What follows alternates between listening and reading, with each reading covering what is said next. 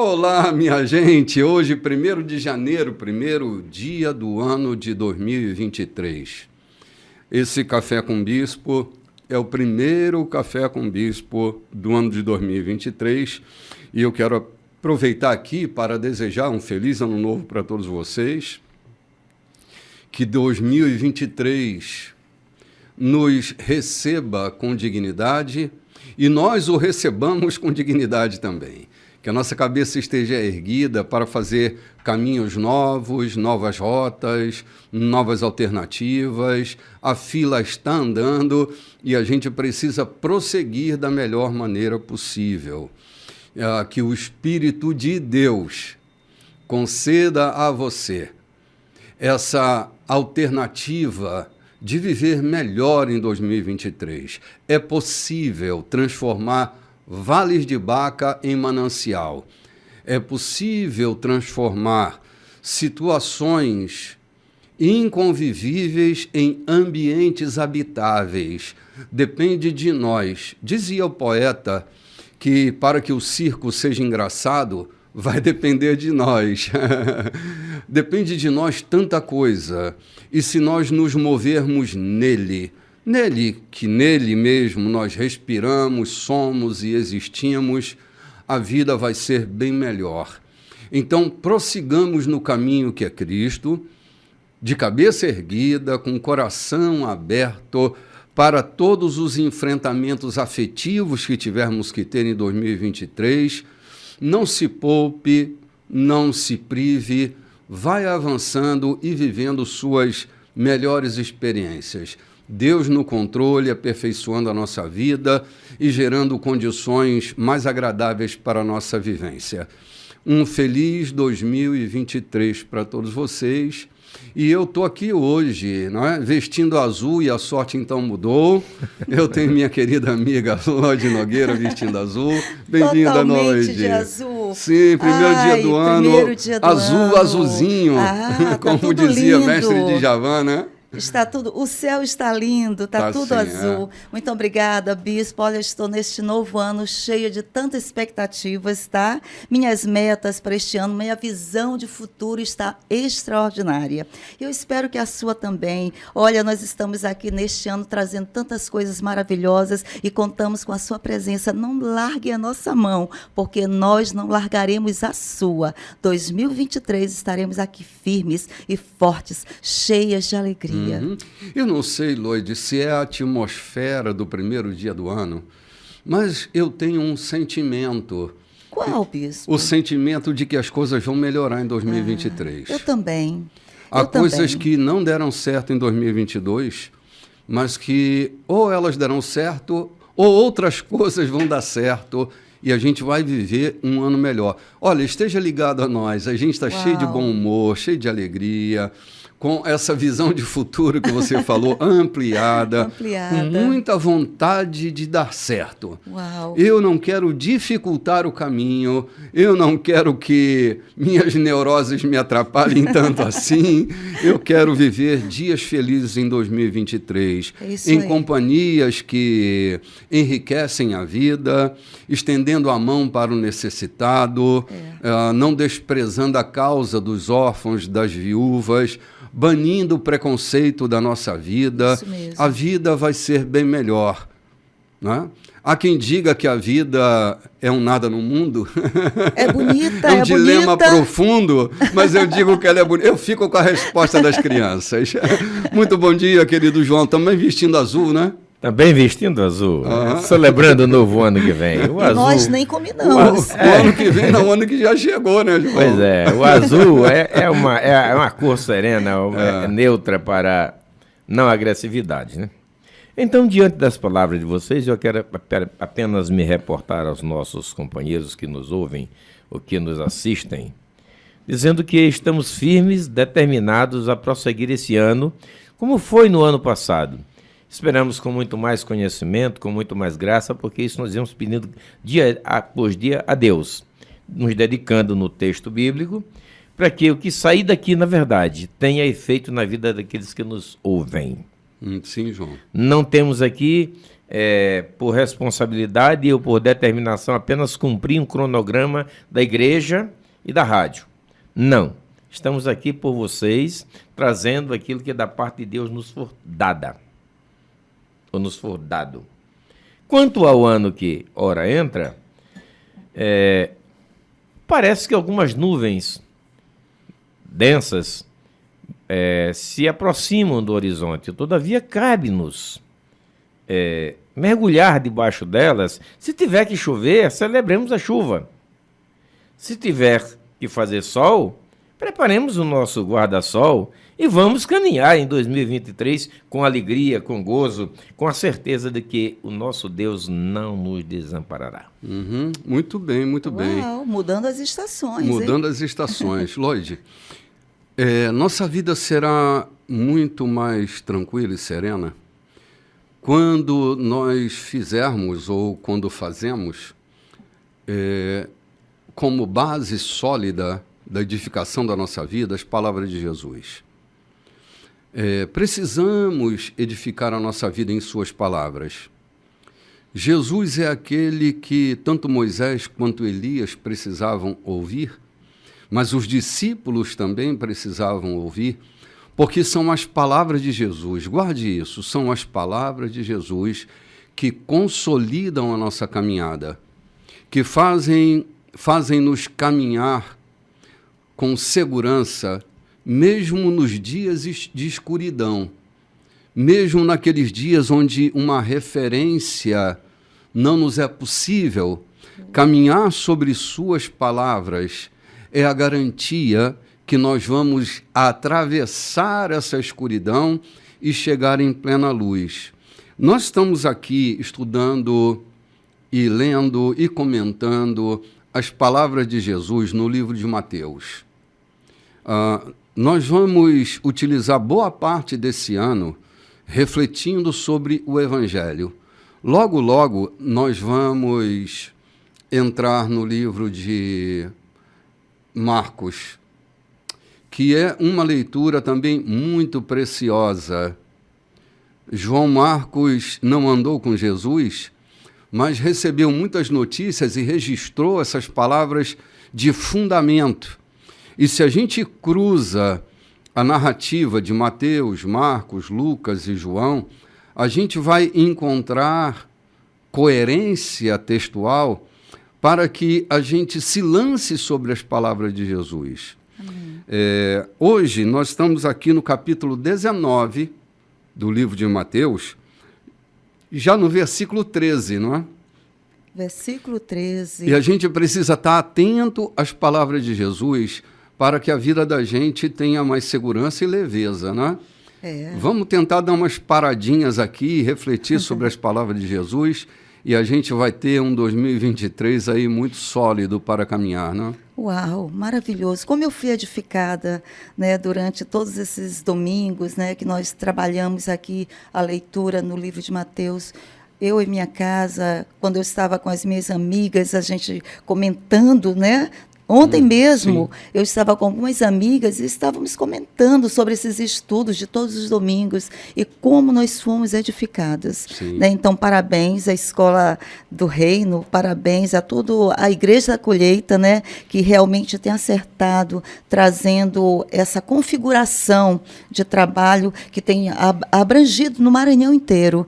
Porque por onde eu tenho andado, as igrejas, os pastores, têm dito, eu tenho estado atento ao trabalho da Igreja da Colheita e como nós temos sido edificados. Né? Sim, a gente tem tido, Lloyd, o respeito de tocar no texto bíblico e a nossa abordagem nunca é assim polêmica. A gente sempre está de mãos dadas com Jesus. Isso. Então não tem como a gente polemizar coisas, né? Não. E isso tem gerado segurança para quem nos ouve, né? É verdade, são milhares e milhares de pessoas que estão dominicalmente, né? E às vezes nem no domingo, porque assistem no YouTube num outro dia, mas o Café com Bispo tem sido o palco de discussões ponderadas. A gente não tem um script ensaiado, não é?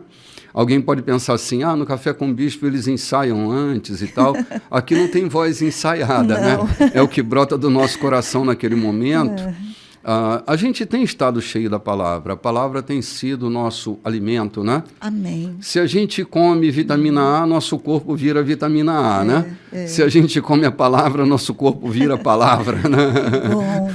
Somos daquilo que nos alimentamos, né? Amém. E o nosso alimento tem sido a palavra. Então, Amém. nosso respeito a todos os que nos ouvem e nos assistem, e o nosso maior respeito ao texto que a gente tem tocado, com muita reverência, porque nos importam as palavras de Jesus. Elas geram vida para nós, né? E a gente está tocando aqui. Hoje a gente vai para o versículo 13 desse capítulo 19, não é? Vamos lá. Antes que ela faça a leitura, eu quero lembrar que há um versículo que você sempre costuma dizer: quem de mim se alimenta, por mim viverá. Se nos alimentamos da palavra, é a palavra que nós estamos viver, né? Colocando no ar para os nossos amigos. Sim. Eu costumo dizer, já falei isso aqui, que sou da Baixada, e há uma determinada época em que criávamos suínos soltos e uma fruta da beira do mangue, eles comiam muito e era impossível comer a sua carne naquele período. É mesmo, João? Por quê?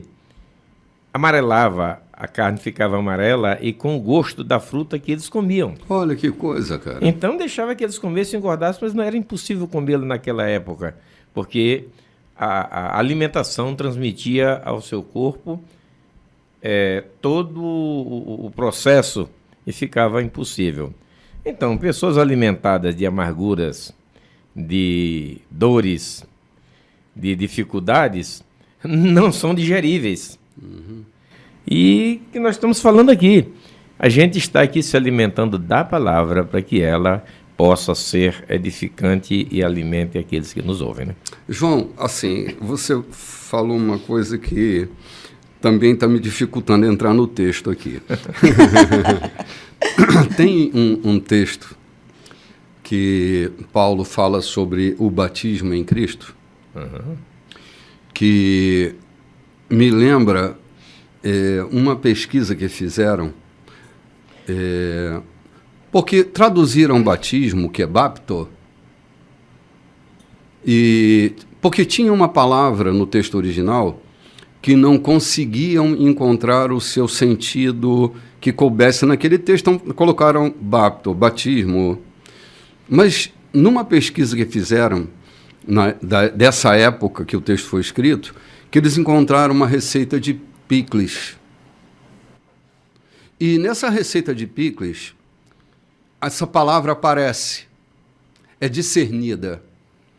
E no texto da receita, era a imersão dos legumes naquela especiaria para que os legumes pegassem o gosto da especiaria. Uhum.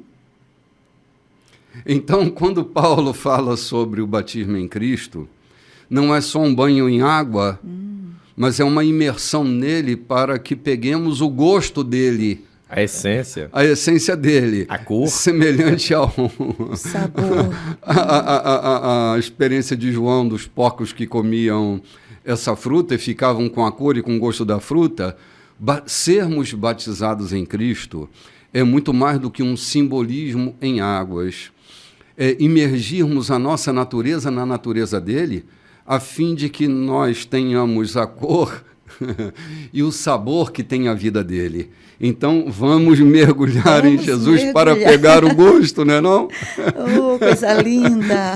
Coisa linda.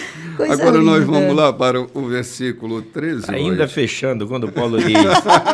Tá difícil. Está difícil a gente entrar. Mas lembra que Paulo diz, porque nenhuma condenação para os que estão dentro, imergido. Sim. Verdade, João. Inserido nele, né? Inserido nele. É quase impossível, porque o picles não tem gosto nenhum, né? Se comer um picles puro, não tem nada, não tem gosto nenhum. Mas imergido naquela essência, naquele banho, especiaria, naquela né? especiaria, ele se torna algo comível e gostoso. Então, o cidadão pode ser insípido, pode ser malfazejo, pode ser que ele for. inserido em Cristo, batizado em Cristo, ele deixa de ser. Eu conheci um cidadão, deixando o texto aqui, tive o privilégio de conviver com ele no começo da minha juventude. Era um cidadão muito perverso, muito de mau caráter, que veio parar em Pedrinhas. Sim. Era um bizarrão de 2 metros, chamava-se Raimundão. E em Pedrinhas ele conheceu a Cristo. Ganhou a sua liberdade e passou a evangelizar os seus 34 irmãos que tinha do mesmo pai, da mesma mãe, uma coisa sugênita. Então, eu podia ouvi-lo algumas vezes, quando o dirigente da congregação dizia: vamos ouvir uma palavra com o irmão Raimundão. Ele chegava, saudava a congregação e dizia: eu não sou mais Raimundão, eu sou Raimundo. Uhum. Jesus Cristo me quebrou, me diminuiu. E eu sou Raimundo. Em Cristo eu sou Raimundo, eu não sou mais Raimundão. Raimundão é quando eu era perverso. Raimundão é quando eu fazia o que não devia. Hoje eu sou Raimundo. Dá mais para Raimundinho, né, João? Ou seja, o batismo em Cristo, né? Ser batizado nele. Muda até o nome. Sim. Muda a fisionomia, muda o aspecto arrogante. Sim. Passa a ser um homem de fala mansa, Amém. Humilde. E dizia dessa forma: eu sou Raimundo. Sim. Amém. Cenoura tem o gosto de cenoura, couve-flor tem o gosto de couve-flor, mas quando imerso nas especiarias, ele vira um picles. Ensopados, né, ali naquele, que bênção. Então, vamos nos ensopar aqui na palavra de Deus. Vamos mergulhar, Lorde. É isso aí, vamos Prenda a respiração, mergulhar. aperte o cinto. É isso aí, vamos lá. Nós vamos decolar. Um dia, alguns estavam trazendo crianças a Jesus, na esperança de que ele as abençoasse e orasse por elas. Mas os discípulos deram uma bronca nessa gente. Jesus então interferiu: não tentem afastar essas crianças. Não as impeçam de vir a mim. O reino de Deus é feito de pessoas que são como crianças. Depois de abençoá-las, ele partiu. Vamos parar aqui. Muito bom para parar aqui, viu? Muito bom. Vamos dar uma paradinha. Gente, vamos entender essa coisa. Quando a gente deixa de ser criança, a gente comete muitos erros. A gente perde a pureza, a gente perde a simplicidade, a gente perde a doçura, a gente aprende a criar muralhas, a gente evita as pontes e dificulta muito a vida. As crianças aprendem a serem brincantes e a relação delas com Deus é uma relação de brincante, de leveza. Rubem Alves diz que a gente precisa ver em Deus um espaço de brincante para que a vida seja mais leve. Eu olho para essa atitude de Jesus e vejo que Jesus é o tipo de líder que ele não se isola, ele não é uma pessoa hermética, ele não é um evitador, ele está sempre se abrindo às suas relações. Ele não evita as pessoas, não se tranca dentro de um escritório, ele não se fecha dentro de um gabinete, ele se mostra, ele se dá, João. Sabe quando a gente fica hermético e não deixa as pessoas se aproximarem de nós? Porque talvez tenhamos medo de sairmos machucados ou de machucar. Jesus, ele se abre. Ele é o tipo de líder que não se fecha às relações. E no trato dele com as crianças, eu sempre penso que as crianças são o celeiro do futuro, não é? A gente, quando está tratando com uma criança, a gente não tem a menor ideia de que adulto essa criança vai se tornar. A gente desconsidera. A fase mais importante da vida, a gente silencia crianças, a gente afasta crianças. Eu me lembro que na minha fase infantil, não era assim uma prática lá de casa, mas eu via como isso acontecia na sociedade. Tipo assim, conversa de adulto, criança não pode escutar. Parece que adultos têm conversas que as crianças não podem escutar. Eu adoro conversas que as crianças podem escutar. Eu não gosto de conversas que adultos têm que as crianças não podem escutar. Essas conversas não deviam ser conversadas, porque não se gera nada de grandeza nessas conversas que se esconde. As crianças precisam participar de todas as conversas. Se tem uma conversa que eu estou tendo que uma criança não pode escutar, então que tipo de conversa é essa que eu estou tendo? Que assunto é esse que eu estou tendo? Eu estou falando mal de alguém? Eu estou falando alguma coisa que contamine essa criança? Então eu não deveria ter esse tipo de conversa.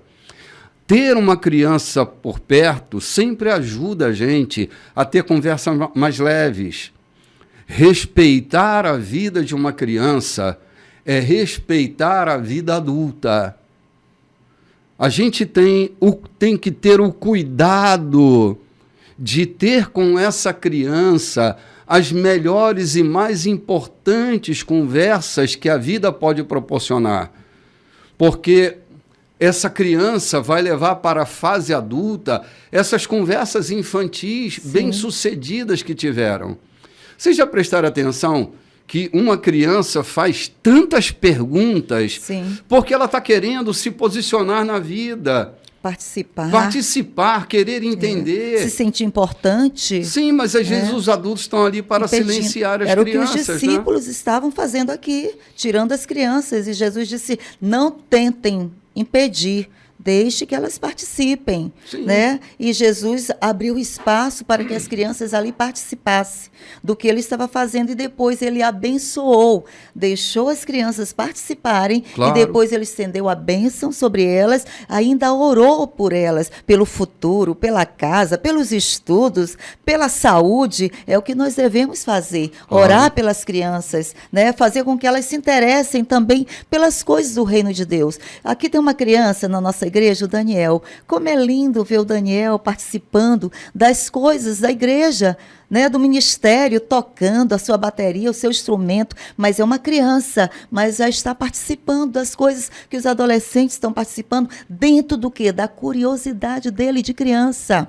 Porque ele não vai, né, sair dessa fase. Ele é uma criança e a mente dele está trabalhando nas questões de criança. Então, nós estamos trabalhando com o Daniel dentro da curiosidade dele de criança. Isso é muito interessante. Vendo a Belinha também, que é outra criança que está sempre conosco, como ela se comporta, como ela faz perguntas inteligentes. E nós temos que ter sabedoria para trabalhar com essas crianças que são muito rápidas, inteligentes. A criança que hoje está dominando a tecnologia, no celular, digitando. Existem crianças que estão aprendendo a escrever e ler quando estão digitando. Eu estava falando com o pai, ele disse, meu filho já está digitando. Eu digo, sério? Ele, sério, aprendeu a ler aqui, ó, digitando. E eu fiquei impressionada como a criança também está usando a tecnologia para aprender a ler e a escrever. Sim. Hoje eu estava conversando à mesa, né? E um dos meus netos, ele tem 6 aninhos, ele estava falando lá um conceito e ele disse assim, na minha teoria, isso é assim, assim, assim, assim, assim. Coisa linda. Ele já está teorizando as coisas. E se a gente não respeitar e entender isso, a gente dificulta muito. Eu acho que a gente precisava ter um pouco ou muito mais conversas de crianças. Se a gente não conversa como crianças, a gente tem muita malícia, essa malícia de adulto que não deveria estar em nós. É por isso que Jesus diz assim, o reino de Deus é feito de pessoas que são como crianças. Se nós não nos fizermos como crianças, o reino vai estar muito distante da gente. Uau. Nós precisávamos ter mais e muito mais conversas de crianças entre nós. Isso mesmo. Precisávamos ser um pouco mais brincantes para que a vida fosse mais interessante para nós. Tu não acha, João? Eu estou aqui desde que abri o texto, me perguntando o que os discípulos pensavam ou queriam quando impediam essas crianças de se aproximarem de Jesus. Ah, quanto dos nossos obreiros têm cerceado crianças de se tornarem adultos valorosos, porque no zelo do trabalho, no afã de fazer aquilo que é administrativamente correto, alijam crianças de participarem do contexto da igreja. Uhum. Sim, sim. Execram. Assim, eu acho que é uma anti-educação a gente não permitir que as crianças estejam por perto. Eu tenho uma preocupação, é que se uma criança não pode ouvir numa conversa, ela não deveria ser conversada, né? É, isso mesmo. Se uma criança não pode ouvir nossa conversa, essa conversa não devia existir. Porque é uma conversa que está escondendo alguma coisa, ocultando alguma coisa. Volto a repetir, nós precisávamos aprender a conversar mais como crianças do que jamais na nossa fase adulta conversamos. Esses discípulos, com certeza, eles estavam apenas repetindo um comportamento daquilo que fizeram com eles. Sim, né? Claro. Sai daqui, João, Tiago, né, conversa para vocês, vão embora daqui. É só entre mamãe e papai, entre a visita. Quantas vezes eu me tornei inadequada. Por quê? Porque eu não estava inserida na conversa dos meus pais. Uhum. Sim, sim. É possível que isso seja assim. Vamos ali tomar um cafezinho, Lloyd, João, e voltamos já já. Olá, gente, estamos de volta. Esse é o segundo bloco da nossa programação do 1º de janeiro de 2023. O ano passou rápido e nós estamos inseridos nas palavras de Jesus, aprendendo com Ele, a lidar com Ele, a lidar com suas palavras e colocá-las em prática na nossa vida. Chega de confusão, né, gente? Chega de tumulto, chega de tensões. Vamos buscar em 2023 um clima mais leve, uma relação mais serena, para que a gente possa viver em paz. Olhando as palavras de Jesus, a gente vê o caminho da paz. Vamos para o dia seguinte agora. Depois daquele encontro com as crianças, aprendemos coisas preciosas com Jesus, mas tem um dia seguinte, sempre tem um dia seguinte, e novos aprendizados, novas imersões, e nós vamos aqui para o versículo 16 do capítulo 19. Antes mesmo da leitura do versículo, convém dizer, o senhor nos fala que sempre tem um dia seguinte, que o registro que nós temos aqui, feito pelos apóstolos, não é apenas um registro histórico. Ele tem muito a ver com o nosso cotidiano. Então é por isso que nós estamos trabalhando isso aqui, passo a passo, porque tem muito a ver com o nosso viver, com a nossa caminhada. Não é apenas uma história para se entender, se ouvir, se ler ou se entender, mas é algo para se viver de fato, para colocarmos dentro de nós os exemplos daquilo que aconteceram, por que aconteceu. Nós vamos entrar aqui no texto de uma questão muito, vamos dizer assim, muito delicada de um religioso, Sim. que apesar de cumprir toda a regra, todo o mandamento da lei de Moisés, se sentia vazio. Sim. Se sentia sem segurança nenhuma. Inadequado na vida, né? Inadequado, sem segurança nenhuma. A gente vai ao texto e a gente vai discorrer sobre isso. Sim. Antes da leitura do texto também, mas falando sobre o texto, nós conversávamos ainda há pouquinho fora do microfone, falando que a mãe do desejo é a falta. Somos criaturas faltantes. E a falta, ela fomenta o desejo em nós. E é isso que empurra a gente para a vida. Era isso que estava empurrando esse rapaz, a falta. Apesar de ter tudo, entre aspas, a falta indicava que ele não tinha nada. Por isso ele vai a Jesus e seu argumento é que ele tinha tudo. Mateus é um tanto limitado na narrativa desse texto, mas se a gente for ver o texto paralelo, a gente vê a aflição, esse sujeito faltante que se aproxima de Jesus, e Jesus vai mostrar para ele exatamente qual é a falta. E ele não faz nada para se mover diante do desejo dele de ter uma vida melhor, uma vida eterna. Ele está preso à temporalidade, onde a vida é desesperadora, né? Ou a existência é desesperadora. Jesus aponta ali o caminho para que a existência seja possuída pela vida, e ele faz de conta que Jesus está brincando com ele e sai dali aborrecido com a fala de Jesus, não? É que, na verdade, a falta dele é o que lhe sobrava, né? Foi o que Jesus disse a ele. Então, o que estava faltando para ele é o que estava lhe sobrando. Parece um contrassenso, né? Parece assim uma quebra-cabeça, mas o que faltava para aquele homem é o que estava lhe sobrando. O que Jesus mandou que ele fizesse? Tirar de si aquilo que estava lhe sobrando. Sim. Então, era aquilo que estava lhe fazendo falta. Sim. João, ter tudo é igual a não ter nada. Porque o que move a gente na vida é a falta. É a falta, não é o excesso, como você disse. O excesso não supre a falta. Na verdade, o excesso aponta para uma falta. Todo excesso aponta para uma falta. E esse rapaz está justamente sendo, sem querer, a metáfora da falta. A gente precisa aprender a viver com a falta.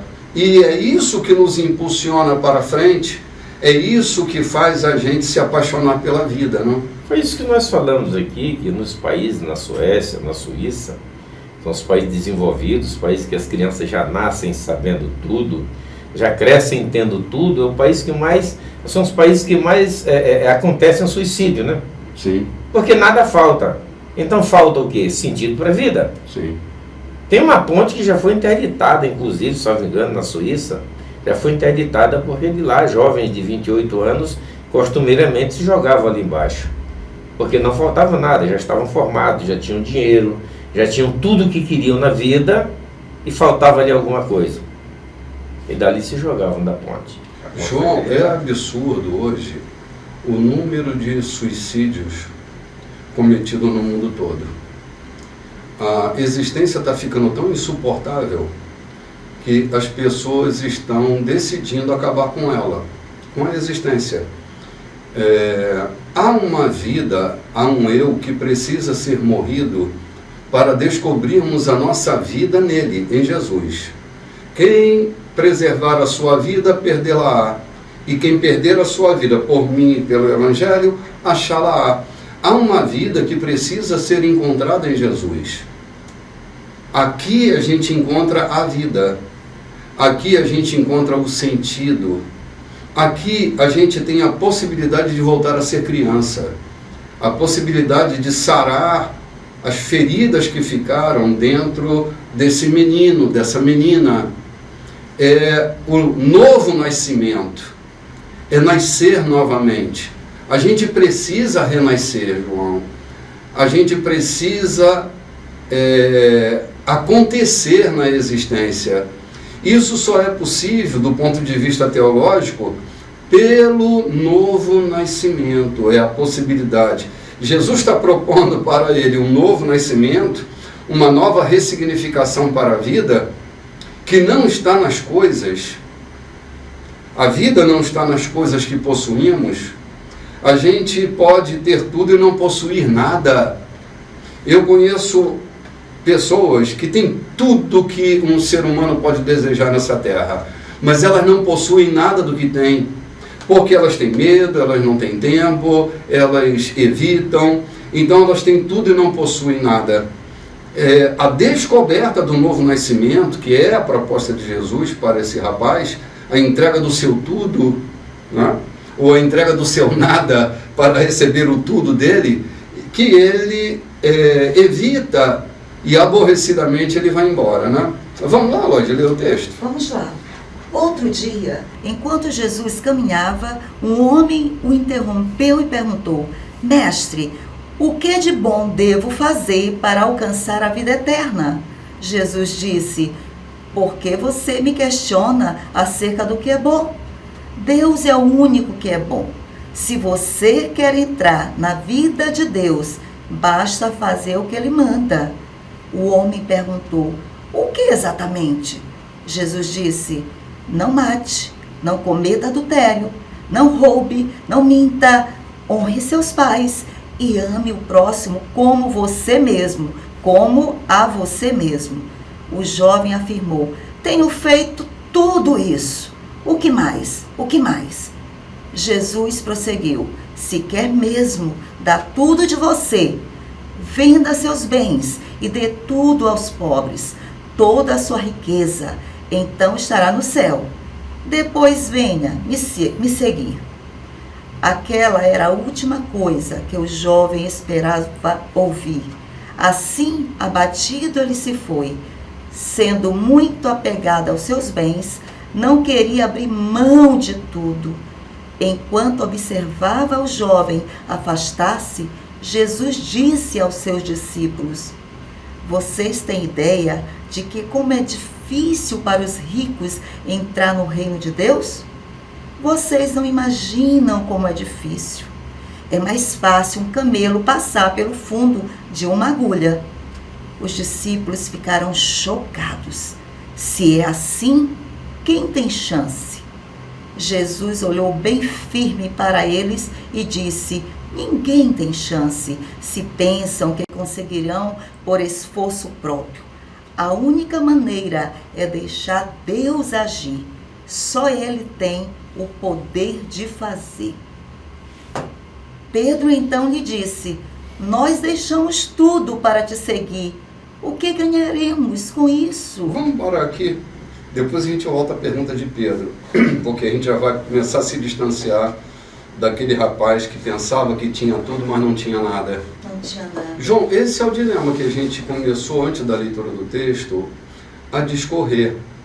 Há pessoas que elas estão presas ao nada, porque tudo que tem já não tem mais graça, mas ainda assim se apega ao que não tem graça, com medo de viver uma vida melhor.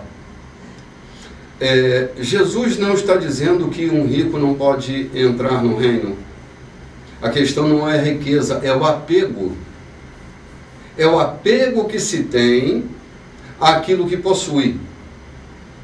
Isso dificulta porque a gente fica amarrado, atado, imobilizado ao nada que possui.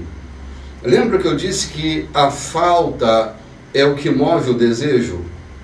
Se eu faço do nada que eu tenho o tudo, eu não saio mais daquele estágio.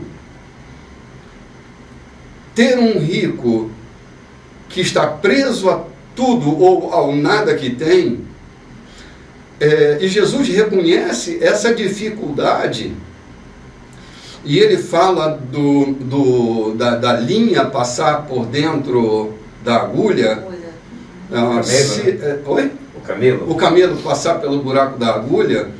A literatura diz que a agulha era ela que era a entrada da cidade, né? Tipo cortina de enganos. Isso, Então, era muito dificultoso isso acontecer, né? Passavam os homens a pé, mas não podia passar um camelo. Com o camelo. Então, assim, ele está usando isso como um símbolo para dizer da dificuldade que se tem aos homens que se apegam àquilo que eles pensam que têm. Então, Jesus está mostrando que há um caminho outro a ser seguido, mas as pessoas estão tão presas ao ter que elas não conseguem se mover. Há um escritor que diz assim, uma versão diz assim, os que possuem riquezas. Uhum. E delineia melhor o entendimento do texto. Quão difícil é para as pessoas que possuem riquezas, que administram, que pensam que têm, que acham que são suas, que fazem daquilo o seu tudo, Sim. João, se eu fosse parte da equipe da revisão do texto, eu diria diferente. Eu diria assim, que são possuídos pela riqueza. Possuídos. Eu li um provérbio, uma citação. Eu peguei comprei um livro de 3.000 e alguns provérbios, e um dizia assim: eu era tão rico, mas tão rico, eu era tão pobre, mas tão pobre que tudo que eu possuía era dinheiro. Uhum, é exatamente isso. Eu era tão pobre, mas tão pobre que tudo que eu possuía era dinheiro. Uhum. E há muitas pessoas empobrecidas, cheias de dinheiro. Não nos faltar nada, João, é desesperador. Isto não quer dizer que o dinheiro seja mal, faça mal. Quando Jesus fala, o amor ao dinheiro é a raiz de todos os males. Não é possuir o dinheiro, Sim. não é possuir riquezas. E Jesus não estava dizendo para este jovem que aquela atitude de vender tudo que tem lhe dava direito ao reino dos céus. Entendemos aqui porque não são obras ou nem caridades que nos dão garantia de vida eterna. Sim. Seria se desprender-se daquilo para entender ou para conseguir ver em Jesus a vida eterna. Sim. Meu avô, João, tinha um ditado baseado numa fala de Jesus, que ele dizia assim: dinheiro é um excelente servo, mas é um péssimo senhor. Você lembra que Jesus diz que só há dois senhores? Deus e Mamon. Não é Deus e o diabo, é Deus e Mamon. Quem é Mamon? Mamon, entre aspas, aqui, é o senhor da riqueza. O diabo não é senhor de ninguém. Não. Ele é senhor, Ele é nem dele ele é senhor, né? Ele é escravagista, mas não é senhor. Não. Ele tem um senhor. E ninguém se faz senhor do diabo, Uhum. mas do dinheiro se faz. Ninguém se faz servo do diabo, Sim. mas do dinheiro se faz. Exatamente. Por isso o ditado lá do meu avô, né? Uhum. O dinheiro é um excelente servo, mas é um péssimo senhor. O dinheiro pode facilitar a jornada de algumas pessoas com algumas deficientes, né? Que vai facilitar a jornada, vai facilitar a caminhada. Sim. Então, se eu sou um facilitador, eu sou um baruch, um facilitador, um abençoador, não um retentor. Não Parece que essa coisa de reter, ela é muito perigosa. Diz que o mar é salgado porque ele retém os sais que vêm do rio, né? Uhum. E o rio é doce porque ele deposita seus sais no mar, não é? Então a gente precisa ter um pouco mais de doçura e deixar fluir através da nossa vida. Eu estava discutindo ontem um assunto sobre a relação patronal. Como que os patrões exigem o máximo dos seus funcionários e pagam o mínimo? Eles não estão prontos para dividir riqueza. Eles estão mais para extorquir a capacidade do seu funcionário do que de contribuir com ele. Crescer e contribuir. Sim. Né? Outro dia eu vi um filme que eu achei muito interessante. O rapaz era secretário de um grande executivo. E o executivo o tratava assim com muita rispidez e tal. Um dia, por uma contingência, ele foi visitar, porque ele precisava de alguma coisa, ele foi na casa do seu funcionário. Quando ele abriu a porta para receber o patrão dele se espantou e disse: cara, como você consegue morar nessa espelunca? Ele disse: mas com o salário que o senhor me paga, eu não tenho outro lugar para ficar, né? Interessante, bispo, que este homem, ele queria mudança de vida, né? Mudar o nível. Ele já tinha feito bastante, que ele diz aqui para Jesus. Jesus deu aqui um checklist de coisas que ele precisava aplicar, né? administrar na vida dele para que ele realmente entrasse. Você quer mesmo entrar no reino? Então fazer isso aqui. Aí ele disse, mas isso aí eu já faço. Existe outra coisa, algo novo? Porque isso aí para ele já era costumeiro, né? Tudo, a lista que Jesus disse para ele disse, isso aí eu já faço. Existe algo mais? Eu quero novo. Novo, me mostra aí o pulo do gato. Eu me lembro daquela história que o bispo falou, né? Que sempre tem um pulo do gato, que a onça queria aprender com o gato. O pulo do gato.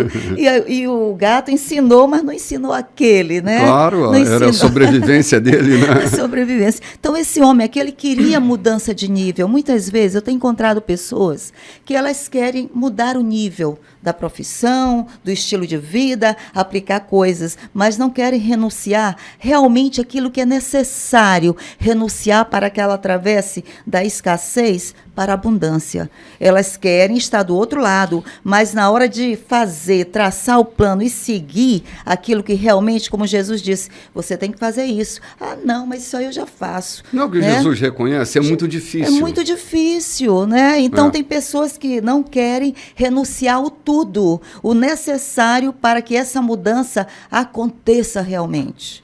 Num domingo desse, eu falei aqui na igreja de que participar de um culto semanal ou 3 vezes por semana na igreja, ler a Bíblia cotidianamente como uma obrigação ou como uma necessidade ou como medo de ser castigado, não matar, não roubar, não fumar e não beber, não te dão garantia nenhuma.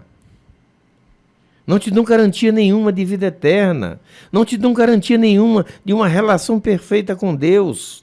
E nós estamos vendo aqui, não há figura bíblica mais perfeita e exemplar para aqueles que querem chegar ao céu, querem merecer de Deus alguma coisa, cumprindo os mandamentos por uma questão de imposição e não por uma questão de liberdade de fazer, por querer fazer, por ter a liberdade de fazer, por ter o prazer de fazer e não pela obrigação de fazer.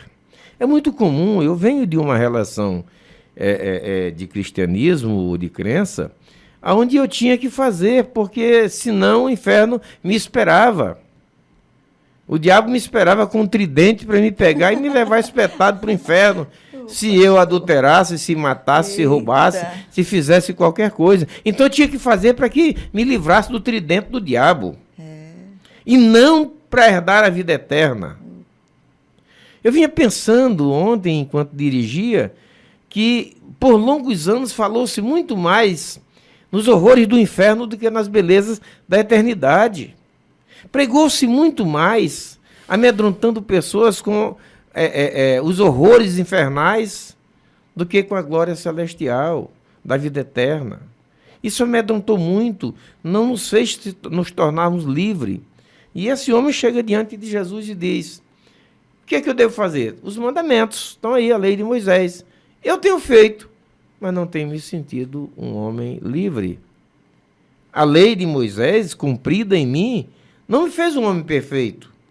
A lei de Moisés, cumprida por mim, não me fez um homem com garantias de vida eterna. O que é que eu tenho que fazer? E Jesus leva para uma coisa simples. Depois de cumprir os 10 mandamentos, ainda precisa que você se desapegue daquilo que para ti é o teu maior tesouro. Você precisa pensar no tesouro como vida eterna e não como bens terrenos. Sim. E aí o bicho pegou. Sim. A exclamação de Pedro, se é assim, quem tem chance? Parece que Pedro está compreendendo, a impressão que me dá, é que aquela crença de merecimento é a crença que vai sustentar a vida eterna. Se eu mereço, eu tenho. Quantos Pedros, me perdoe, quantos Pedros nós temos hoje nos nossos dias? Sim, João. Estão baseados no seu fazer e no seu poder, a sua relação com Deus. Como se nós merecêssemos alguma coisa. A graça, ela às vezes é incabível na cabeça de algumas pessoas. Não conseguem entender que nós não temos chance mesmo. Por esforço a não ser pela graça. Por esforço humano, de maneira nenhuma, ninguém tem chance. Eu fico apavorado, Lloyd, quando eu vejo alguém se arrogar de tanta empáfia, não é? São aqueles santos cumpridores de regras que acham que por cumprir as regras elas têm alguma garantia. Por cumprirem preceitos, elas têm alguma garantia e se sentem acima daqueles que não conseguem cumprir as regras que eu cumpro.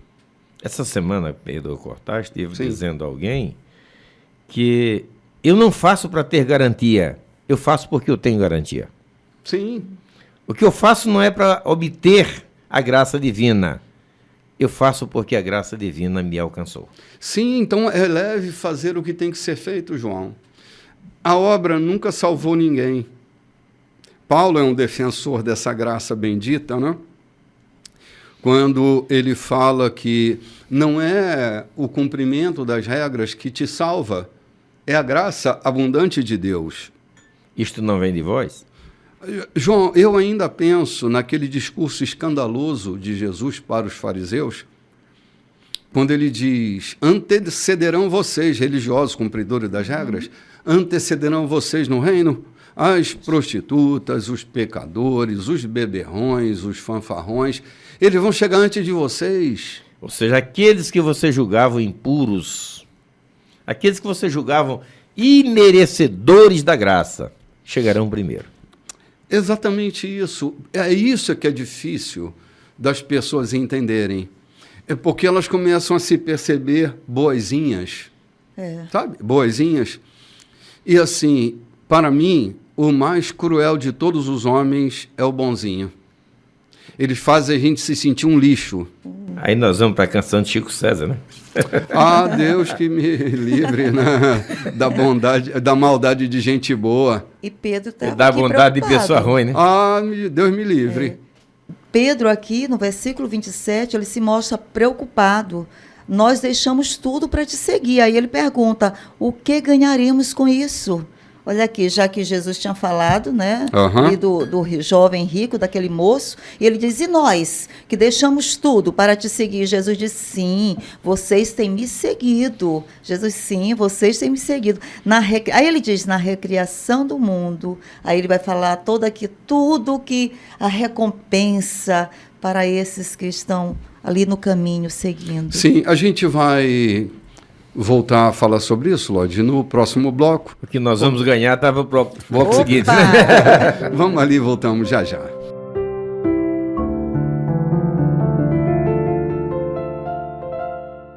Olá, gente, esse é o terceiro bloco da nossa programação e nós estamos vivendo um momento tenso na compreensão tanto do jovem rico quanto na compreensão dos discípulos que achavam difícil, né? Eles achavam que não tinham chance. E Jesus está mostrando a eles que ninguém tem chance mesmo, que esse conceito pertence a Deus, é a graça dele sobre nós e sobre nossas condições. Nós vamos voltar à leitura do versículo 17, pode ser, Lloyd? Para a gente dar continuidade à nossa reflexão, que nós paramos aqui, né? Ok. 27, né? Uhum. É o 27. É o 27, quando Pedro diz a Jesus, deixamos tudo para te seguir, né? Pedro, hein, gente? Pedro, questionador, né? Olha aqui. Pedro, então, lhe disse, nós deixamos tudo para te seguir. O que ganharemos com isso? Barganha.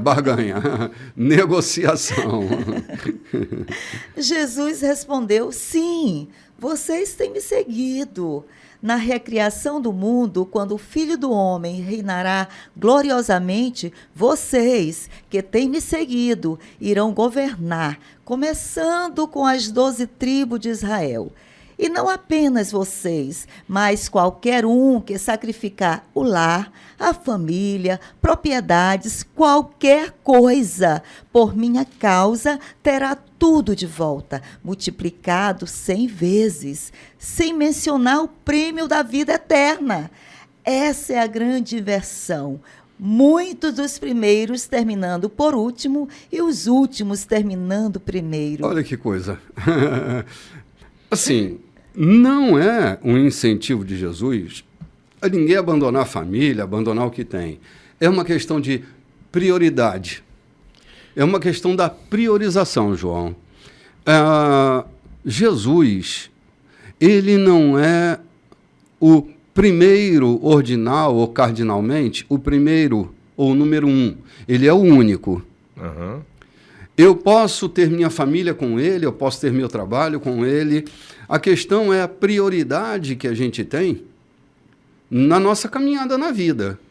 Lembra quando passamos pelo livro de Atos, foi mencionado por várias vezes que muitos deixaram tudo que possuíam para não negar a fé e mudaram-se de cidade, mudaram-se de região. Deixaram, sacrificaram pelo amor a Cristo. Eu entendo que Jesus está falando exatamente disso. E depois os discípulos saíram. Não foi uma questão, digamos assim, espontânea, dizer, não, agora eu vou largar tudo que eu tenho, vou viver na miséria, vou viver como pobre para ganhar o reino dos céus. Não. Naquela região, naquela época, quando lemos o livro de Atos, foi muito mencionado que muitos deixaram, muitos seguidores de Cristo deixaram as suas regiões, tudo que possuíam, até famílias, para não negarem a fé. Foi isso? Sim, sim. É essa priorização, João, que a gente precisa entender. Ninguém precisa deixar a família, ninguém precisa deixar o trabalho, ninguém precisa deixar aquilo que tem. Quando Cristo é o primeiro único, né?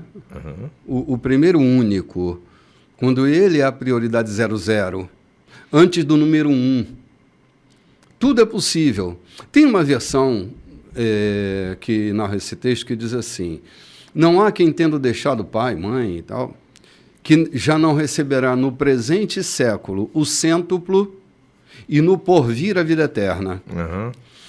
É que assim, quando a gente deixa tudo, a gente tem a condição de possuir aquilo tudo que em Deus nós podemos possuir. Então, deixar tudo não é abandonar as coisas e as pessoas. É deixar tudo. Então, vamos pegar minuciosamente o texto. Deixar e abandonar faz diferença. Claro. Deixar é uma condição, abandonar é um desprezo. Sim. Então, aqui não se fala em abandonar, se fala em deixar. Sim, exatamente. Então, assim, entendamos que a vida de um discípulo de Jesus tem nele a vida. E a prioridade 00 é a vida dele em nós e a nossa vida nele. Tudo mais nos é possível. Tudo mais nos é possível. Mas a base, a fonte da nossa existência precisa estar nele. Porque é nele que tudo gera equilíbrio. Isso mesmo. É nele que a gente gera equilíbrio nas relações familiares, é nele que a gente gera equilíbrio nas relações econômicas, patrimoniais. Sabe, é tê-lo em primeiro e único lugar na nossa vida. Essa é a chamada. E a gente tem acesso ao cêntuplo. Uhum. Por quê? Porque a vida fica leve para a gente possuir o cêntuplo. Se a gente não tem essa leveza, a gente não consegue nem possuir o que tem. É abrindo mão, é priorizando Jesus, que qualquer coisa será acrescido ao cêntuplo que ele propõe para nós no presente século. E, por fim, a vida eterna. Então, assim, se a gente entender isso, fica tudo muito mais leve. Para seguir Jesus, colocá-lo como centro de tudo. Centro de todas as coisas. Eu estou lembrando agora lá da passagem do Eliseu, né? Eliseu, ele tinha uma proposta a seguir, mas ele foi em casa, terminou o seu trabalho, matou o seu boi, deixou a casa, despediu dos pais, ele não abandonou. Ele deixou tudo em ordem e depois ele seguiu Elias, né? Então, ali um chamado. Então, a nossa vida com Jesus é essa. Renunciar, colocar Jesus em primeiro lugar, saber o que o que é prioridade, não é deixar de qualquer jeito. Eu vejo muitos jovens, muitas pessoas que querem, Jesus me chamou, eu vou para o seminário, agora eu vou, e muitas vezes deixam seus pais preocupados. Por quê? Porque abandonou e não fez realmente como deveria ter feito, conversado com seus pais, com seus líderes, né, organizado aquela vida que estava vivendo para depois seguir. Né? E depois voltam de lá, não era isso que eu queria, não. Eu entendi errado, não era o meu chamado, aquilo não era para mim. Né? E eu vejo aqui também o próprio Mateus. O próprio Mateus deixou tudo em ordem, saiu, despediu dos amigos cobradores de impostos. Ele fez um jantar que Jesus estava presente nesse jantar e depois ele seguiu Jesus. Sim. Com a vida leve, escrevendo, relatando, registrando sobre o ministério de Jesus. A vida em Cristo não é abandonar tudo, é viver nele. Viver nele. Essa é a proposta. Às vezes eu tenho a impressão de que as pessoas estão encontrando sentido em abandonar tudo e se remontar numa outra dimensão e não estão entendendo que viver com Jesus não é abandonar tudo, é ser capaz de deixar tudo por Ele. Isso. Se a gente entender isso, a vida fica mais leve. Porque o que Jesus espera de nós? Que a nossa vida nele transborde de tal maneira que tudo ganha sentido com ele. O patrimônio ganha sentido com ele. A vida financeira ganha sentido com ele. Senão, a gente vai viver eternamente atrás de ter. E isso que é recompensa, ter sentido com ele. É ter sentido com ele. É isso, a prioridade 00 é essa.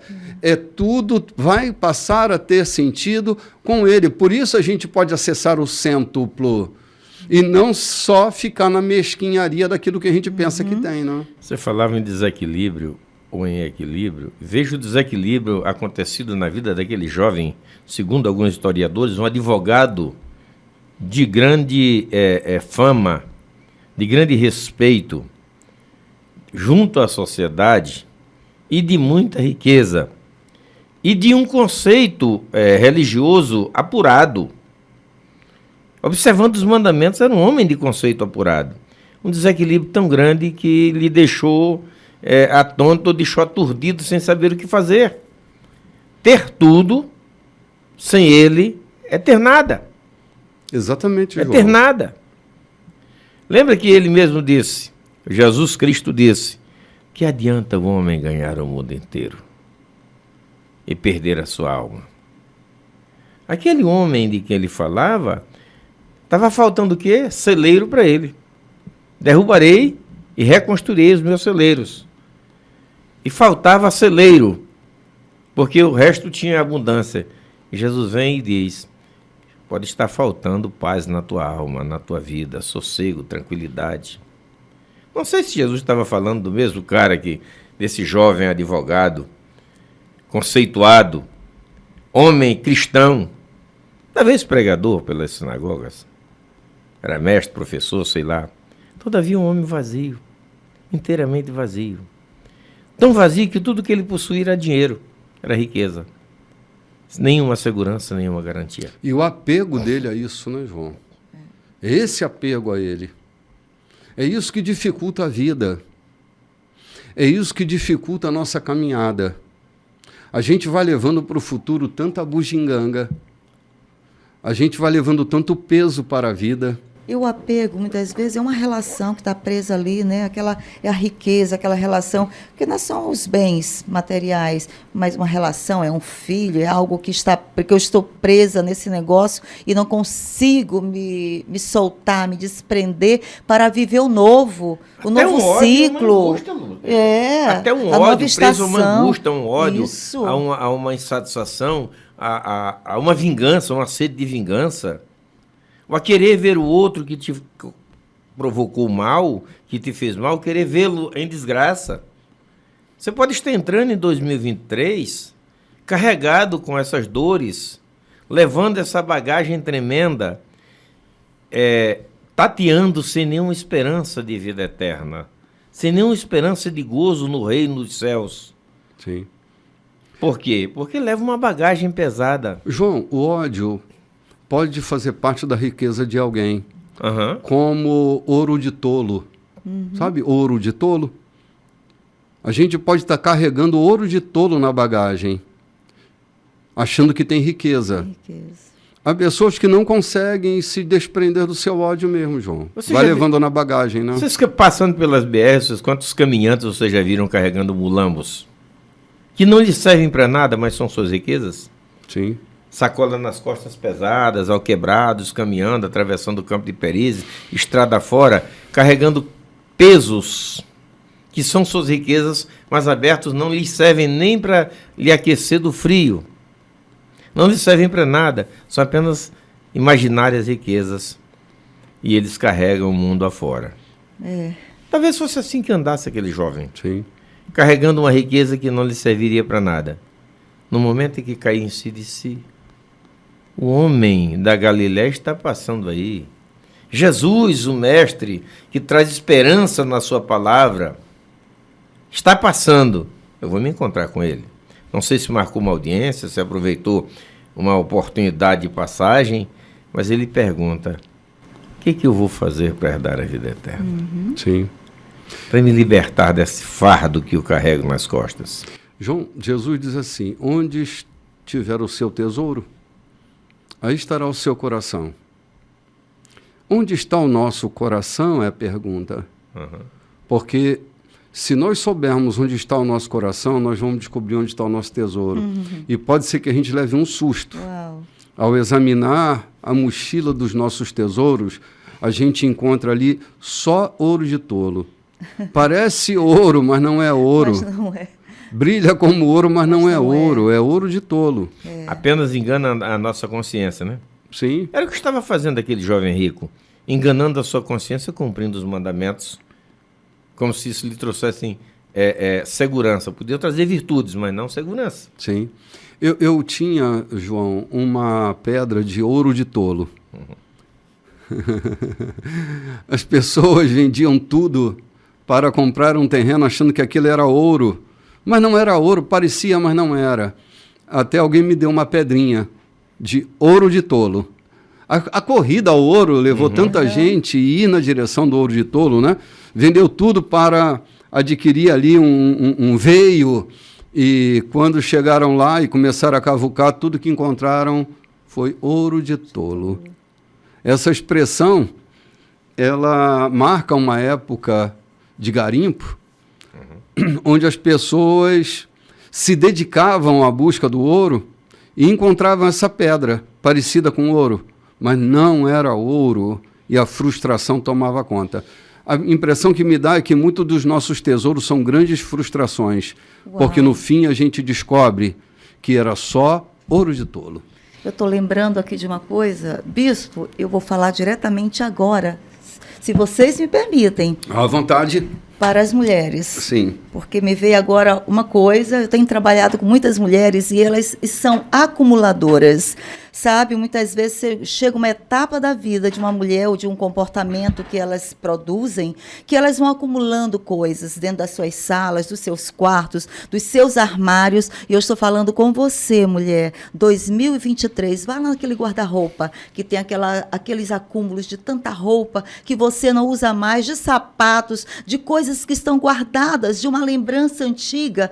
Tire do seu guarda-roupa, se permita ganhar novas roupas, não é isso? Novos perfumes, novas panelas, um armário novo para a sua copa, né? Porque eu trabalho com pessoas que dizem o novo não chega. Por quê? Porque o velho está lá e não sai. Aquela mesa velha, aquele sofá velho, rasgado está naquele lugar. Olha aí, o pastor João está dizendo, estava falando que a gente tem apego a algumas coisas. Existem muitas mulheres mulheres apegadas a memórias antigas, a um quarto fechado, que alguém já se foi, e aquele quarto ninguém toca, ninguém mexe naquele quadro, ninguém mexe naquela cortina, está a mesma decoração há muito tempo. Então, olha, Deus está falando com você. Vá na sua casa, naquele lugar, naquela gaveta, naquele armário e tire tudo daquele lugar. Faça uma faxina, limpe esse lugar e possibilite que chegue em 2023 algo novo para você viver. Um armário novo, roupas novas, sapatos novos para você. Eu profetizo em nome de Jesus sobre a tua vida uma nova estação. Era não estou falando isso. só para mulher, não. Para todos, né? Para todos. Acho que eu vou entrar no guarda-roupa e tirar uma meia dúzia de terno Isso lá, que aí, tire aí. só enfeitam meus cabelos, viu? Opa, olha aí, viu? Agora, Fazendo um seiri. agora Olha. preciso fazer uma coisa. Eu não vou dar a alguém como se estivesse dando alguma coisa. Eu não vou fazer do que recebe a minha lixeira. Não. Claro. Porque costumamos fazer isso. Temos uma geladeira velha para tirar dentro de casa que não nos serve mais. Pronto. Procuramos alguém e achamos que estamos fazendo um grande feito dando uma geladeira Isso velha para mesmo. alguém porque queremos uma nova. Estamos apenas fazendo do nosso próximo a nossa lixeira. João, uma vez, igreja tem umas coisas meio de doido, né? Uma vez, eu pastoreava uma igreja e um dia eu cheguei lá e tinha uma geladeira Uhum. que alguém doou.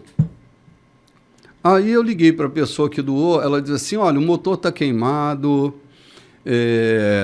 não está gelando, mas a carcaça está boazinha. E aí eu mandei para a igreja, como se a igreja fosse a receptora, O depósito de o lixo. depósito de lixo, aquilo que não presta, devia vender para um ferro velho, alguma coisa assim, mas a igreja foi lembrada. Eu entrei numa casa e tinha uma mesa com 3 pés e um cabo de vassoura escorando o quarto pé, né? E eu disse para a pessoa, por que você está com essa mesa que tem 3 pés e um cabo de vassoura? Ela disse, não, é porque eu ganhei da minha avó e não sei o quê. Eu falei, vai restaurar? Não, não vou restaurar. Eu falei, então por que você não joga ela fora ou dá para alguém que vá restaurar, se a mesa é uma mesa antiga, vale a pena restaurar, para que entre uma mesa nova na sua casa? É. Mas estava lá, 3 pés e um cabo de vassoura. Porque a gente tem dificuldade por causa do apego, né? Apego. Então, há coisas novas que não entram enquanto as coisas velhas não saírem, Isso né? aí. Não é o escritor aos Hebreus que diz, remove o primeiro para que o segundo se isso. estabeleça? Coloca Há coisas que não coisas estão novas. se Isso estabelecendo mesmo. porque a gente não tira o primeiro, Não né? tira, está com aquele lugar ocupado. Como é que vai entrar algo novo se aquele lugar está ocupado? Tem que desvaziar, tirar Sim. aquilo que está ocupando, aquele velho, aquela coisa que não serve mais, tirar dali um sentimento velho, um sentimento antigo de ódio, de raiva Sim, e sim. colocar amor, colocar Sim. alegria, colocar perdão. Algo tem que ser restaurado em 2023 na tua casa, bispo, na minha casa, na Amém. sua casa, É Diogo. isso. Em Nós nome estamos de trabalhando Jesus. com isso, Loide. Nós É. estamos falando de um jovem que queria uma coisa nova, mas não queria remover as velhas. Não queria remover. Não deu espaço, isso aí foi triste. Ele queria uma coisa nova, uma esperança de vida eterna, uma garantia de vida eterna, que é coisa preciosa, mas ele não queria jogar fora o lugar que estava, não queria desocupar o lugar que estava ocupado pelo amor às suas riquezas. Uhum. Ninguém tem tudo que espera, né, João? A gente precisa abrir mão de algumas coisas para ter acesso A a outras A coisas, outras. né? Então, 2023, nada quebrado, nada faltando e nada fora do lugar. Vamos fazer uma limpeza, né? Vamos fazer uma Vamos fazer uma limpeza. limpeza no guarda-roupa, fazer uma limpeza na cozinha. É isso aí. Vamos fazer uma limpeza na vida, não é? Tirar aquela xícara que No não tem mais a sentimento, orelha, né? Sentimentos que não cabem não mais. cabem mais. Tirar Pensamentos que não cabem mais. aquela panela velha que não tem mais cabo, que está ali segurando assim de uma forma que pode Essa vai pro causar. lixo, não precisa ir Joga pra casa de fora ninguém. aquele tapete velho. Vamos começar a colocar um tapete novo na entrada da casa. Aquela sandália velha que não serve mais. Vamos tirar todas essas coisas dentro da nossa casa e vamos nos abrir para uma nova estação. A nova estação é a estação que gera expectativa, né? Isso. Que a nossa ansiedade ela gere uma expectativa boa para a nova estação que a gente pode entrar. Amém. Que não gere em nós transtornos e angústias. Que ela seja só uma boa ansiedade. Que me conduz a um capítulo novo, cheio de esperança, cheio de planejamento, de expectativas saudáveis, para que a vida possa se encaminhar de maneira mais leve, suave, doce, né? É isso. Porque assim é viver com Cristo, né? É isso aí. É dessa maneira que a gente vive com Cristo. Docemente, suavemente, serenamente. Essa nossa jornada com Cristo precisa mesmo ressignificar a nossa vida. Então, deixa ele entrar. Deixa ele entrar, troque tudo por ele. Deixa a luz do céu brilhar. Deixa a luz do céu brilhar, Porque assim, é trocando tudo por ele que nele tudo ganhará um outro sentido, né? A gente será senhor de tudo. Eu gosto muito de uma fala de Paulo que diz assim, vocês ricos, nós pobres, enriquecendo a muitos, tendo tudo e não... possuindo tudo, mas não tendo nada. A gente só pode possuir tudo, não tendo nada, quando a nossa jornada é feita nele. Eu posso não ter tudo, mas eu posso possuir tudo. Porque ser possuída que é o grande problema, né? Esse é o problema. Esse é o problema que a gente vai levando para Isso a vida, mesmo. né? Isso é triste demais da conta. A gente pensa que tem. E não tem. E não tem. Não Sempre aquela falta vai estar governando e governando e corroendo, e eu não tenho coragem de caminhar na direção do meu desejo. E Jesus disse, está vendo esse homem que vai ali? Está vendo a tristeza dele? Tudo porque ele não quis renunciar, né?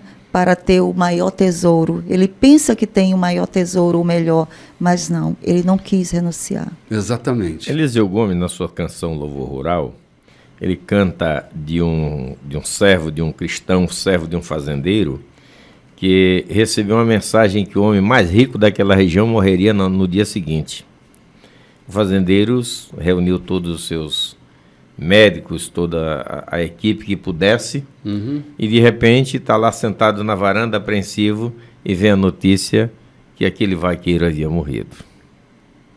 O homem mais rico do vale morreria. A notícia, o burburinho, que aquele vaqueiro havia morrido de fato.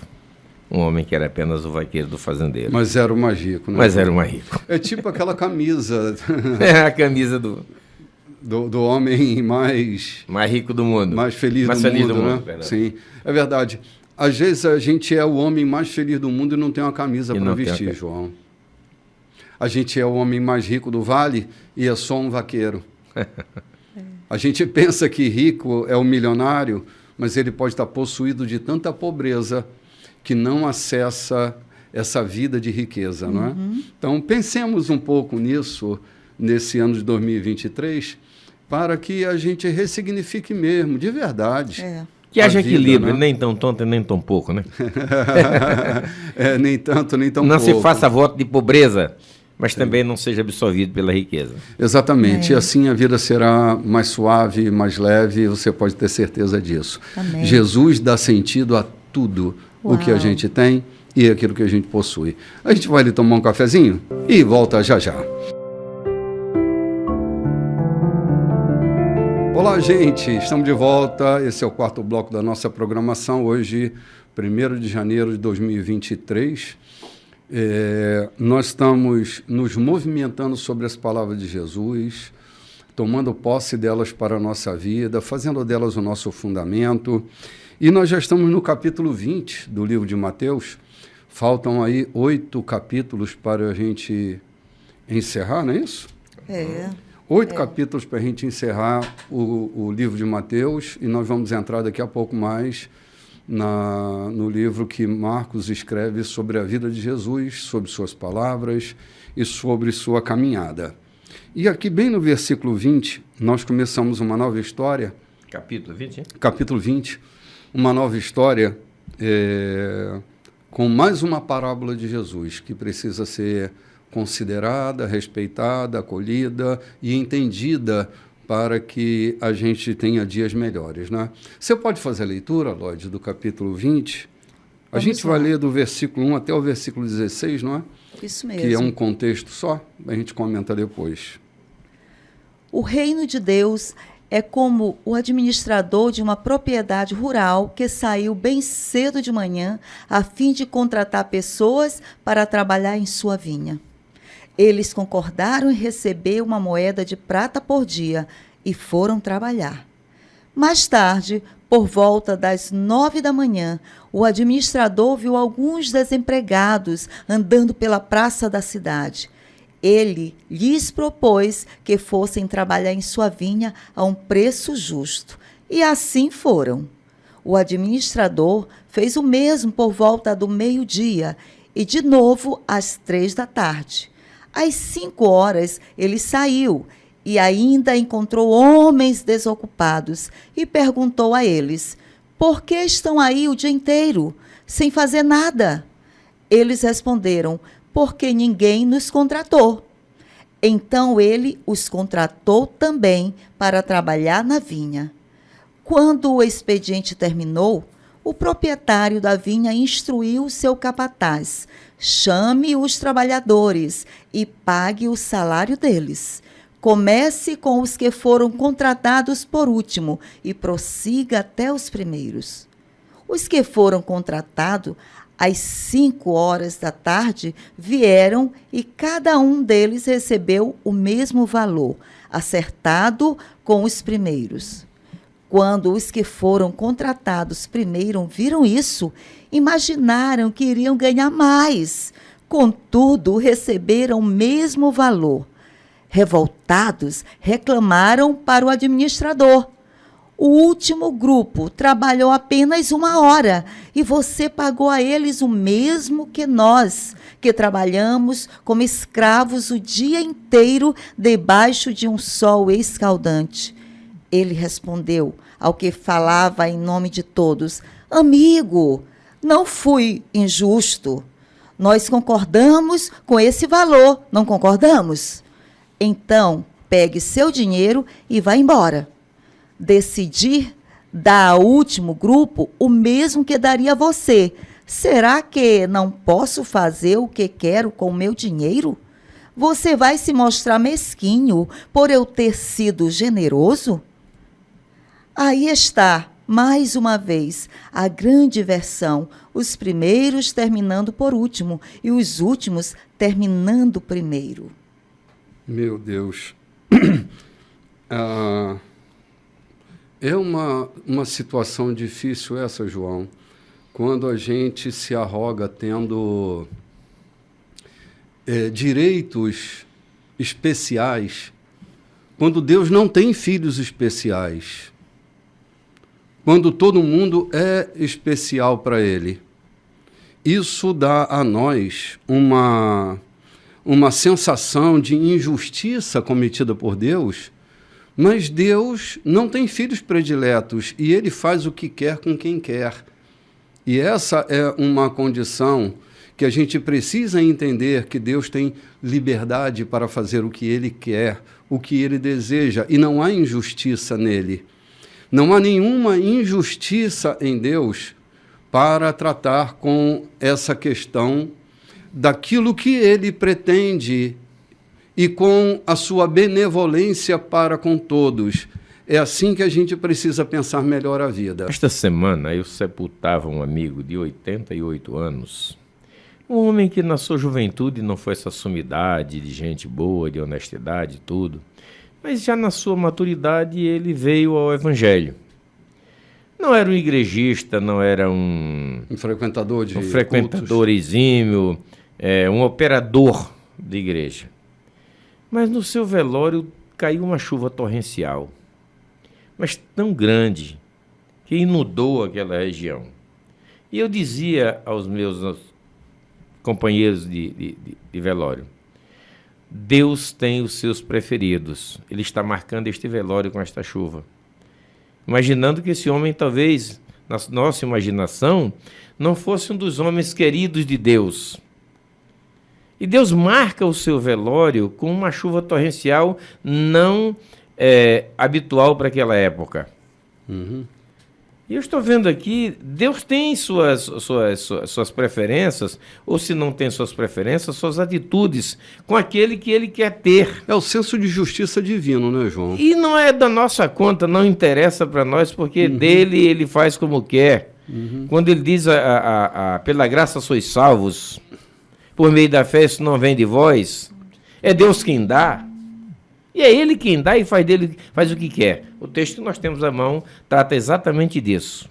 Daqueles homens que não estavam conformados, porque mesmo tendo contratado um dia de serviço por uma moeda de prata, invejaram aqueles que trabalharam 1 hora ganhando a mesma moeda de prata. Esse é o senso de justiça humano, e não é só um senso de justiça humano, mas um senso de justiça humano um tanto quanto avarento, um tanto quanto invejoso, um tanto quanto mesquinho. E Jesus está dizendo aqui que com Deus não é dessa forma. Ele dá a quem quer, da forma que quer, na hora que quer, do jeito que ele quer. Quantos obreiros, quantos crentes antigos se arrogam de terem direitos com Deus, de terem direitos com... Lembra da história daquele profeta velho que fez aquele outro profeta morrer? Quando disse, eu sou profeta mais velho do que tu, então eu tenho autoridade. Deus diz a um profeta, vai, traz essa mensagem, leva essa mensagem àquela cidade e volta pelo caminho que tu não fostes, não almoça na casa de ninguém, não para. De repente chega um profeta mais velho arrogando-se no direito de que o outro devia submissão a ele. Ele disse, Senhor, pode falar, eu sou o profeta mais velho, então vamos na minha casa almoçar. E ele foi almoçar. Quando voltou, no caminho o leão o matou. Quantos se arrogam de estarem mais tempo no Evangelho e terem mais direito com Deus? Quantos se arrogam de fazerem mais orações, de serem mais santos, e acharem que tem mais melhor abrigo. Tem crédito, tem mais crédito. Mais crédito junto a Deus. Isso é muito comum. É muito comum isso acontecer no meio dos cristãos. E é por isso que Jesus está chamando, e ele está falando para quem? Para os discípulos. Para aqueles que estavam com ele. Talvez até ainda impulsionado por aquela pergunta deles, quem é maior no reino dos céus? Sim. Quem tem mais direito de nós? Quem é mais chegado lá com o Pai? Quem pode sentar à direita e quem pode sentar à esquerda. Quem pode sentar à direita e quem pode sentar à esquerda. Então isso é comum entre os humanos. Que tenhamos o cuidado de que Deus é soberano, de que Ele opera de conformidade. Lembra aquela história que você costumava contar, que ficava pensando, poxa, eu sou tão honesto, correto, a minha igreja tem meia dúzia de crentes e aquela do canto está cheia, sabendo quem é a vida daquele canalha? É natural. Jesus está chamando a atenção para que a gente atente para entender que Deus é soberano nas suas ações, nas suas atitudes. Verdade. E a gente se meter nessa soberania, né, Loide? Querendo achar que faz mais do que o dono, né, o administrador. Aqui eu vejo a falta do contentamento, né? Aquele homem já sabia o que ia ganhar, né? Já fazia parte do acordo, mas quando ele olhou que aquele que foi contratado por último estava ganhando aquilo que foi acordado com ele, disse, opa, então eu vou ganhar mais. A minha esperança é que eu vou ganhar mais. Mas ele já sabia que o dele também seria aquela moeda, aquele valor, né? Muitas vezes a gente faz julgamentos, né? Comparações, aquilo que fulano, então eu mereço mais. Ele não estava em contentamento com a parte que cabia a ele, né? Aqui a generosidade do administrador estava em questão. O administrador diz, quer dizer que você está julgando como eu estou agindo com os meus funcionários, com quem está trabalhando para mim, né? Eu sou o dono de tudo, Jesus é o dono de tudo, ele age como ele quer, ele dá dons e talentos para quem ele quer, ele usa como quer, a hora que quer, e aqui eu vendo assim como ele usou com aquele que chegou por último, né? Quem sentar à mesa, muitas vezes a pessoa diz, fulano chegou por último e já quer sentar na janelinha, né? A gente ouve muito essa expressão, fulano chegou ontem e já está botando banca, fulano chegou, não tem outro dia, eu estou aqui há mais tempo e nunca ninguém me chamou para casa, para o almoço, e fulano já está com essa liberdade toda. Meu Deus, aqui a gente vê que o dono da vinha ficou satisfeito com o trabalho de quem chegou por último. E isso basta, ele estava satisfeito, ele estava generoso e satisfeito. E isso é que importa. Esse complexo, Lloyd, de essencialidade, é que a gente também precisa se ver livre dele. Porque a gente acha que a gente é o essencial. É tudo que Deus precisa está em nós. E não tem essencialidade. Não tem lugar para o outro. Sim, muitas vezes, eu fecho a porta para o outro. para o dom do outro, para o talento do outro. Olha, eu não sei se é uma crença pessoal ou de tanto entender a fala de Jesus, eu chego a essa conclusão. Mas assim, não penso que Deus tem filhos prediletos. Acho que todo mundo tem o mesmo acesso que eu tenho. A graça é para todos. O favor imerecido é para todos. Os que chegaram antes e os que chegaram depois. Há acomodação para todo mundo. Ele disse, eu vou preparar lugar, tem lugar para todos.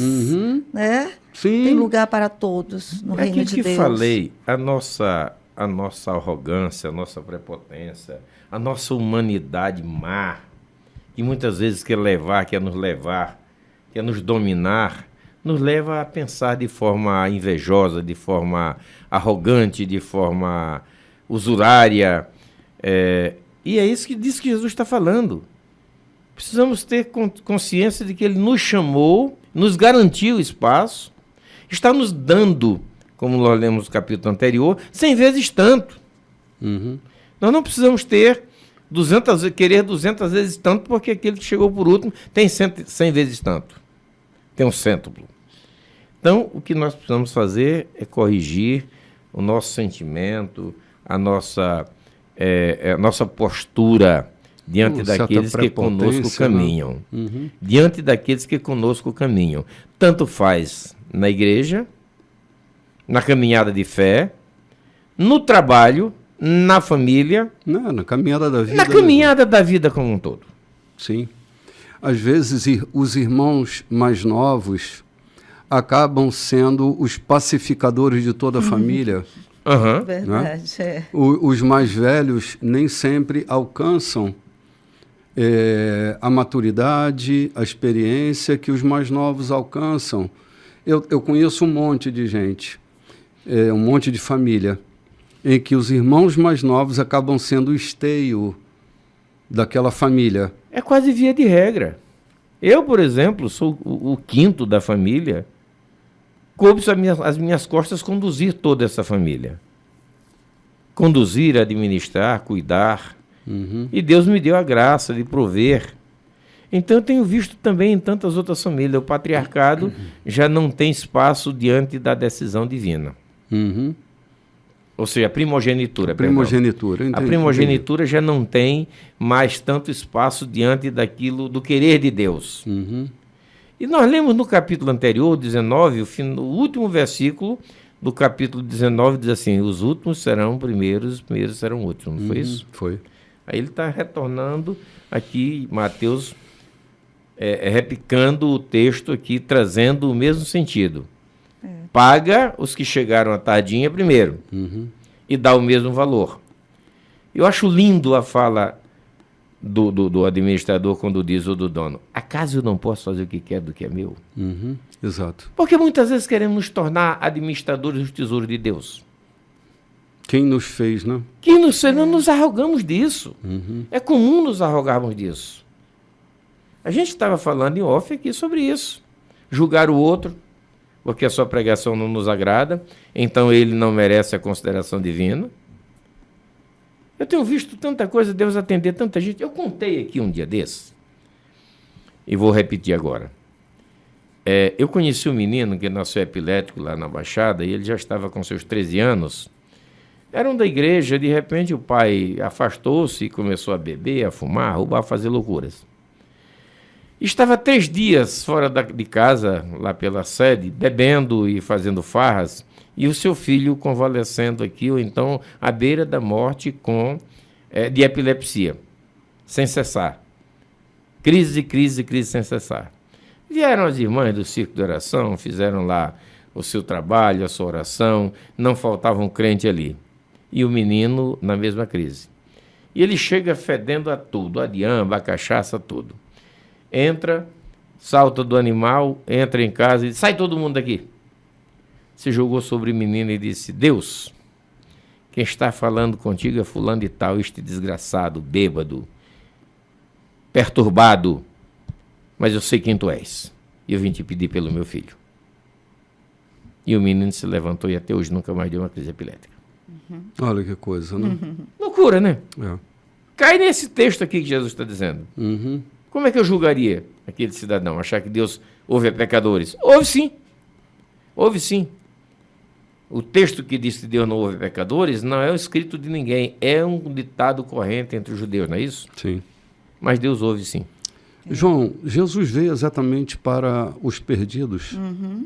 A gente não pode se esquecer disso. Agora, minha pergunta é, quem é achado? Quem é achado? Quem é o achado? Quem é o achado? Aí, boa pergunta. Porque assim, ele veio para os perdidos, não veio para os achados. E a gente precisa dilatar o coração para entender que ele coloca quem quer no lugar que quer, na hora que quer, na posição que Usa quer. como quer. Usa como quer. A questão é, ele não tem direito de fazer com a sua riqueza o que ele bem entende. Vamos lá na casa de Davi. Ver a arrogância daqueles irmãos de Davi. Vamos na casa de Jessé e ver a arrogância dos irmãos de Davi. O desprezo de Jessé, né? O desprezo de Jessé, dos irmãos. No dia da morte de Golias, o desprezo e a arrogância dos seus irmãos diante daquele menino, e ele é quem livra Israel daquela triste situação, né? Daquela opressão. Isso é comum existir entre a gente. Mas Deus continua sendo Deus, fazendo o que Ele quer daquilo que é dele. O que Ele bem entende e bem deseja, né? Bem deseja. Mas aqui no... Pois não, Aqui Lloyd. esse administrador, ele bem posicionado, ele sabia que ele era o dono da vinha, né? Dono, aquele que estava ali pagando o salário, e ele não se deixou intimidar por uma palavra. Não entra em crise com a opinião dos outros. Não teve crise. Deus não tem crise com a opinião de ninguém. Ele poderia dizer, é verdade, o que chegou por último eu paguei tanto, então vou aumentar o teu salário. Ele manteve a palavra, né? Ele foi justo, foi correto, e ali foi determinado. O que contratou foi feito, né? Foi feito, justamente. Então, isso serve para muitos líderes. Não se deixar se impressionar por uma palavra, não se abalar. Né? Muitas vezes vem alguém e sopra uma palavra e aquela pessoa se abala diante da crise da igreja, daquilo que aconteceu, diante da sua liderança. Outro vem e joga uma palavra e ele cai. Então, muitos líderes podem dizer, realmente eu pensei nisso, mas agora eu retiro o meu posicionamento. Esse homem aqui, ele se manteve firme e ainda disse, vai embora. Pegue o que é seu e vá embora. Saia daqui. Muitas vezes é isso que a gente tem que fazer. Já paguei o que é seu. Você não tem mais nada a ver com este lugar. Pegue o que é seu. Vá embora. Né? Não está mais contribuindo. Vá embora. Né? Então é isso. Né? O mal-estar daqueles que ficaram criticando os que chegaram depois e receberam o mesmo era de responsabilidade exclusiva daquela própria pessoa, do mal-estar que estava nela. O administrador não tinha nada a ver com isso, quem chegou depois não tinha nada a ver com isso, era com um senso de justiça equivocado que estava dentro daquele que se arrogava. Ganância, né? Ganância, de querer receber mais do que o que foi tratado devidamente. O administrador não fez nada daquilo que não havia proposto, mas ele tinha uma expectativa de receber mais por causa da sua própria, né? A sua própria expectativa, o seu senso de justiça próprio, né? Essa coisa mais miliciana que está dentro do coração humano. E o administrador só fez aquilo que ele havia contratado e estava tudo certo. Tudo certo. A graça de Deus é assim, não tem como a gente ficar aflito, né? Alguns ficam pensando em encontrar um lugarzinho melhor lá no céu. Ou mesmo aqui na Terra, no mundo eclesiástico. Sim, pode ser. No mundo eclesiástico. Quantos estão chorando porque não são pastores de grandes metrópoles ou de grandes catedrais? Não se conformando, não entendendo que o seu talento é para aquele que ele dirige. A sua vaidade e a sua ganância deseja grandes catedrais. E Deus o constituiu para trabalhar ali dentro daquele reduto que ele faz, e faz bem feito. Isso nos torna tão pequenos, né? Pensar dessa forma. Eu lembrei de quando eu estava no Ministério de Louvor, determinado Ministério de Louvor, e chegou uma moça que cantava tão bem, e a todos os solos davam para essa moça que chegou naquele momento, e a gente já estava ali muito tempo, e naquele momento, de como ela chegou ontem, já está solando, só chamam ela. Então a gente já foi menina nessa natureza, né? Se comparando, dizendo, não, eu estou aqui há mais tempo, então eu mereço, mas não, o Senhor usa quem Ele quer, como Ele quer. Essa coisa é um sentimento infantil mesmo hoje, de se sentir preterido. Isso. E não há a questão do preterido. A questão é de que há pessoas que vão passar à nossa frente, está tudo certo, tudo entendeu? Certo. De competência, de qualidade, de capacidade. Isso mesmo. De determinação divina. Aqui se fala de uma determinação divina. O reino dos céus é semelhante a isso. Ou seja, ninguém imagine que o fato de estar há mais tempo na igreja, fazer mais prece, se torna mais preferido no céu, tem mais valor no céu do que aqueles que estão orando lá na porta, que são porteiros da igreja. Há quanto tempo eu estou aqui, né? E não é questão de tempo, não é uma questão de tempo. É muito comum que a gente arrogue isso, né? Eu estou aqui há tanto tempo, por que o outro tem que chegar e tomar a minha frente? Não é uma questão de chegar e tomar a minha frente. Há pessoas que são melhores do que nós. Eu fico pensando nas igrejas que estão começando e como elas são desprezadas por aquelas potestades eclesiásticas que impedem essa igreja de ganhar notoriedade, que desprezam, e às vezes está ali nessa igreja iniciante, a igreja que vai transformar uma situação, que vai mudar uma realidade, e eu me encontro como uma potestade, impedindo que isso aconteça, porque eu estou nessa cidade primeiro, né? Cheguei primeiro aqui. Quantos pastores das Assembleias de Deus são apedrejados, espancados, porque chegaram com uma nova igreja aonde já existiam outros? E não foram espancados por outros qualquer, a não ser pelos crentes desprezados, chamados de bodes, pelos próprios crentes que já existiam no Brasil. Sim. Essa situação é uma situação muito desprezível. A gente precisa ter um pouco mais de humildade, né? Saber que o vento sopra e a gente tem que ser como um trigal que se curva diante do movimento do vento e não resiste, né? A gente é feliz com a presença dessa pessoa neste lugar, sim, né? Como pode contribuir, né? A gente precisa estar mais a favor do vento, se curvar diante da força dele. Deus é o grande sopro, é o grande roche que sopra sobre o trigal, e eu preciso me curvar diante da soberania desse vento, não é? Na parábola que temos a mão, estamos recebendo o que é nosso. É verdade, João. O que nos foi prometido. Não nos faltará a promessa. Não nos faltará a promessa. E o cumprimento dela. Obrigada, com certeza. Senhor. Gente, estamos chegando bem no finalzinho do programa de hoje. Mais uma vez, desejamos um feliz 2023 a todos vocês. Obrigado por ter nos acompanhado por todo o ano que passou e pelo início desse novo ano. Obrigado pela sua audiência, obrigado pelo seu cuidado, seu carinho, e obrigado por estar aí, fazendo ganhar sentido aquilo que nós estamos fazendo a favor do reino de Deus e a favor das vidas que, de alguma forma, a gente pode contribuir. Um feliz 2023 para todos vocês. Shalom, meus queridos. Shalom.